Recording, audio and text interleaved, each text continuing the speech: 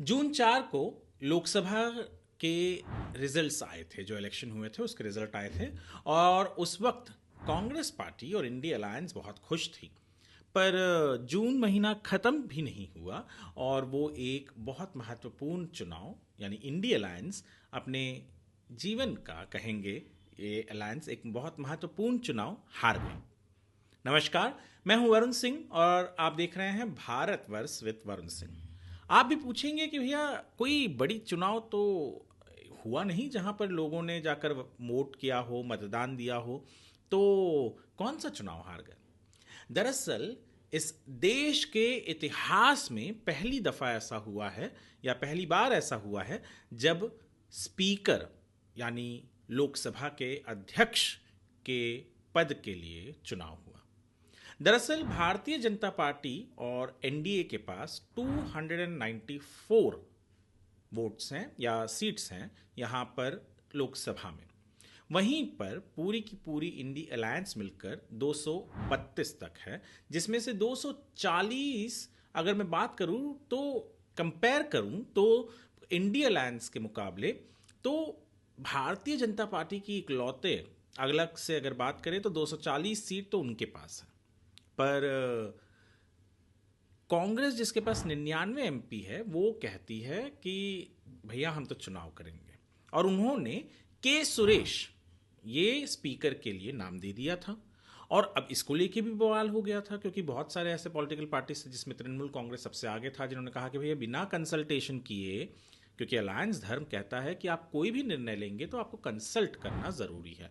पर यहाँ पर कोई भी कंसल्टेशन न करके तृणमूल कांग्रेस ने कहा कि बिना कंसल्टेशन के सुरेश का नाम कांग्रेस ने प्रस्तावित कर दिया, और 16 नोटिस ऑफ मोशन लोकसभा में जो प्रोटेम स्पीकर थे उनके पास प्रेजेंट किया गया था। और 16 में से जो अधिकांश नोटिस ऑफ मोशन थे वो था ओम बिरला के लिए, जो भारतीय जनता पार्टी के सांसद भी हैं और साथ ही साथ पिछले टर्म के स्पीकर भी थे।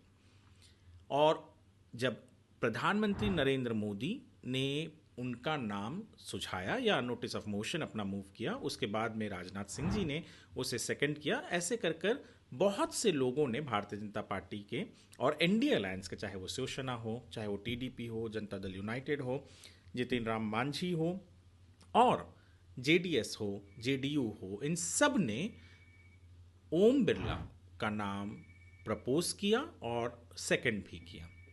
वहीं पर के सुरेश का नाम सबसे पहले जो नोटिस ऑफ मोशन में सुझाया गया था वो था अरविंद सावंत द्वारा।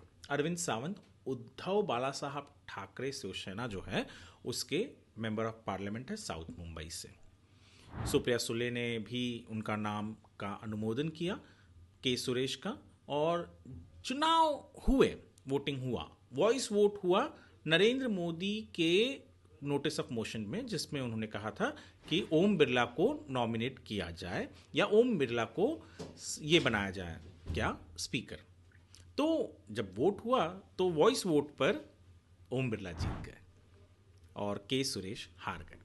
और ये थी सबसे बड़ी जीत, क्योंकि ये दिखाता है कि इंडिया अलायंस कितना यूनाइटेड है। यहाँ पर इंडिया अलायंस के कहा जाए तो कांग्रेस के केवल तारिक अनवर दिखाई दिए थे जिन्होंने के सुरेश का नाम लिया था, उसके अलावा कांग्रेस के भी कोई ज़्यादा एमपी नहीं दिखे थे। बाकी सारे अलायंस पार्टनर्स ने ही, चाहे वो एनसीपी शरद पवार की पार्टी हो या उद्धव ठाकरे की पार्टी हो, इन्होंने कहा, नाम प्रपोज किया। अब इससे दो चीज़ निकलता है। पहला तो इंडिया अलायंस जो सबसे इम्पॉर्टेंट चुनाव था स्पीकर का वो हार गई, उनका कैंडिडेट हार गया, ओम बिरला बन गए।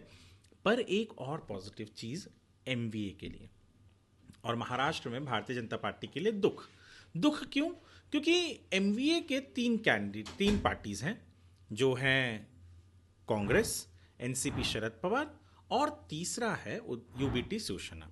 अब ये तीन पार्टी तो साथ में नजर आए के सुरेश के नामांकन को लेकर, और पार्लियामेंट में ये तीनों पार्टी एक साथ नजर आए। तो भले इंडिया अलायंस के और पार्टनर्स नाराज हो गए, पर महाराष्ट्र के जो इंडिया अलायंस के या एमवीए के तीनों पार्टनर हैं वो एक साथ खड़े हैं। पर खैर वो तो असेंबली चुनाव में सीट शेयरिंग को लेके आगे देखेंगे कि किस तरीके से, चाहे वो एनडीए हो या एमवीए हो, कौन कितना एक दूसरे को समझता है। पर फिलहाल के लिए इंडी अलायंस स्पीकर का चुनाव हार गई, जो इतिहास में पहली बार चुनाव हुआ, वो भी इसलिए क्योंकि ऑपोजिशन ने अपना कैंडिडेट दिया था।